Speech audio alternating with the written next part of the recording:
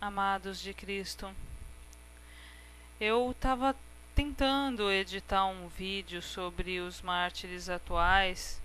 Tá bem difícil, mas logo logo, se for da vontade do Pai, eu vou conseguir fazer a edição do vídeo e postar para todos. Hoje em dia está havendo muita perseguição, em mais de 60 países está havendo perseguição física aos cristãos. E nos países onde não está havendo a perseguição física, está havendo a perseguição através de leis que vão cada vez mais impossibilitar-nos de professar a nossa fé em Cristo. E veio na minha mente, quando eu estava editando o vídeo dos mártires, algumas estratégias, né, que o maligno usa para nos afastar de Deus e para nos levar à perdição. Então, vou enumerar algumas estratégias, talvez isso nos ajude a progredir em verdade e em espírito e a nos livrar de algumas armadilhas do maligno. Eu espero realmente que seja útil a todos.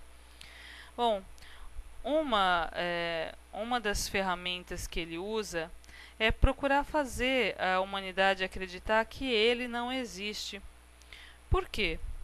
Se não existe demônio, possivelmente também não existe Deus, então as coisas espirituais não têm valor. É mais fácil de manipular as pessoas fazendo com que elas acreditem que ele não existe. É mais fácil de que elas o atendam a partir do momento que ele começa a soprar no ouvido algum pensamento ruim. Você não sabendo da existência dele, é mais fácil de você cair. Outra coisa que está sendo muito utilizado, nos manter ocupados com coisas do mundo. Isso é até uma estratégia histórica, né? Aquela estratégia do pão e circo. O que significa o pão e circo? Usado em Roma e usado em vários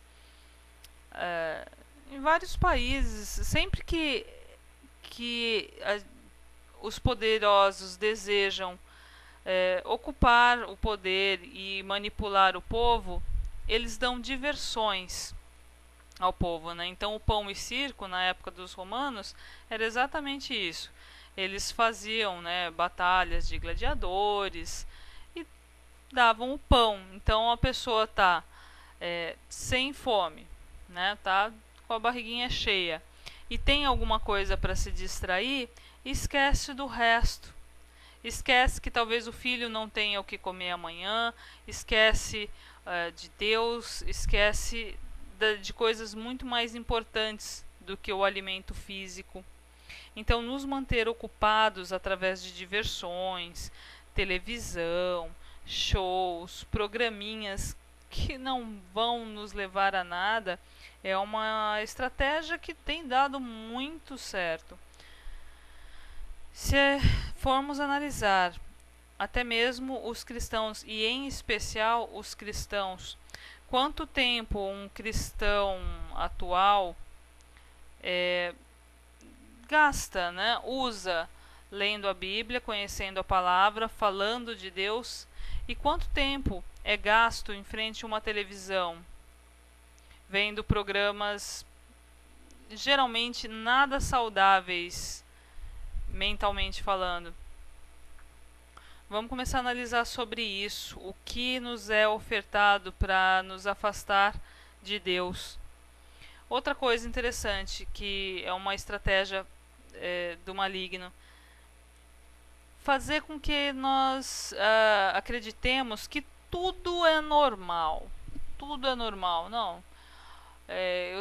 Eu acredito em Cristo, sim, mas não tem nada demais eu vestir uma mini saia, não tem nada demais eu andar com uma roupa justa, não tem nada demais eu comentar sobre aquela irmã da igreja que veio com aquela roupa justa. Então, trazer uma certa normalidade a tudo o que é ímpio. O maligno tem feito cada vez mais isso dentro das denominações. Em vez das denominações se afastarem das coisas do mundo, tem trazido as coisas do mundo para dentro das igrejas. Até mesmo as músicas gospel hoje em dia. Eu vi e achei um absurdo recentemente em um programa evangélico até, mostrando a rocha gospel. Gente, a dança desse tipo de música não é uma dança para pessoas que têm dignidade de dançar.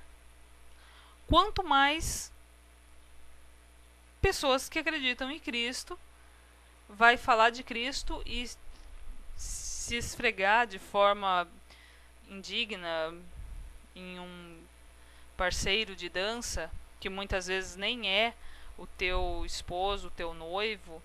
Então, quer dizer, isso não é realmente de Deus. Outra estratégia: convencer as pessoas que já estão salvas. A partir do momento que você já se acha salvo, há de convir que não precisa fazer muita coisa, né? Eu vou ser salvo pela graça, eu não preciso fazer nada, então até o amor ao próximo vira segundo plano, sendo assim. O próprio Paulo falava, né, o apóstolo Paulo falava sobre ter esperança da salvação. Eu não encontrei na Bíblia ainda, em especial no Novo Testamento, nenhuma parte dizendo que você tem que acreditar que já está salvo. Não, pelo contrário. O que diz é que se perseverarmos na fé até o fim, seremos salvos. Se procurarmos imitar a Cristo até o fim, assim seremos salvos.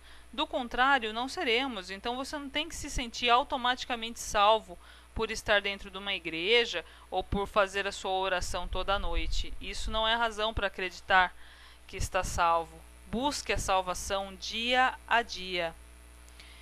E outro detalhe interessante, o arrebatamento antes da tribulação.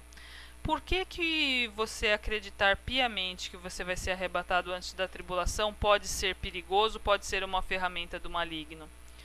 Primeiro, quando nós fazemos a oração do Pai Nosso, por exemplo, que Jesus nos ensinou, a gente fala, seja feita a tua vontade, né? Falando para Deus. Se é para ser feita a vontade de Deus, se Deus achar que para você se purificar totalmente, você precisa estar na tribulação, qual é a vontade que conta, que vale, que você tem que seguir? A sua vontade ou a vontade do Pai Eterno? É a vontade de Deus quem conta, gente. Então a gente não pode, em hipótese alguma, né, acreditar que o arrebatamento é antes, e caso a gente não seja arrebatado, a gente vira as costas para Deus, aí ele virou as costas para mim, eu viro para ele também. Não, é a vontade do Pai. Então vamos perseverar até o fim. Outra coisa, de acordo com a palavra do Eterno em Apocalipse, fala em um número.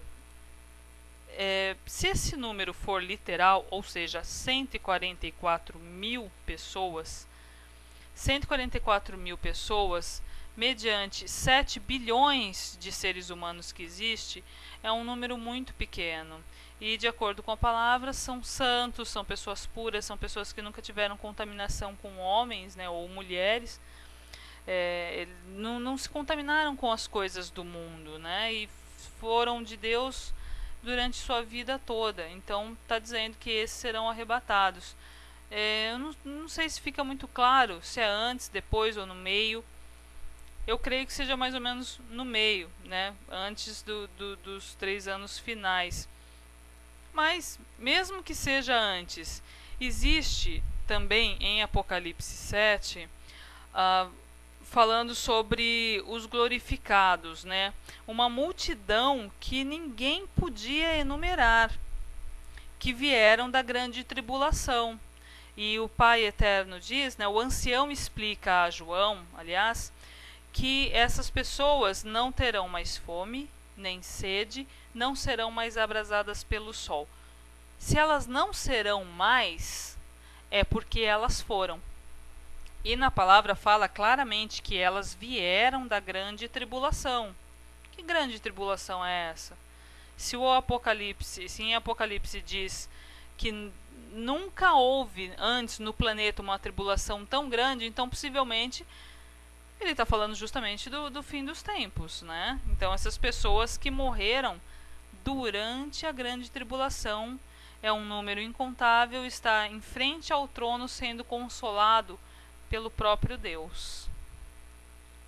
Bom, essa é algumas das estratégias, né, do maligno. Então, uma das estratégias, fazer ele acreditar que não existe, fazer a gente acreditar que ele não existe, nos manter ocupados com as coisas do mundo, achar que tudo é normal, acreditar piamente de que você está automaticamente salvo, então não precisa fazer nada para ninguém, e o arrebatamento, eu não vou estar aqui, então eu não preciso conhecer o livro do Apocalipse, eu não vou estar aqui, já vou ter sido arrebatado. Mas ok, mesmo que você já tenha sido arrebatado, o seu irmão vai ser? Você pode garantir que todas as pessoas que você ama serão? Então eu acho que é obrigação nossa conhecer toda a palavra do Eterno, toda a Bíblia. De acordo com a palavra, o povo de Israel muitas vezes caiu. Não por falta de fé, mas por falta de conhecimento da palavra de Deus. Então, é só isso por hoje. Muito obrigada. Deus abençoe a todos em nome de Jesus Cristo e Yahushua HaMashiach. Amém.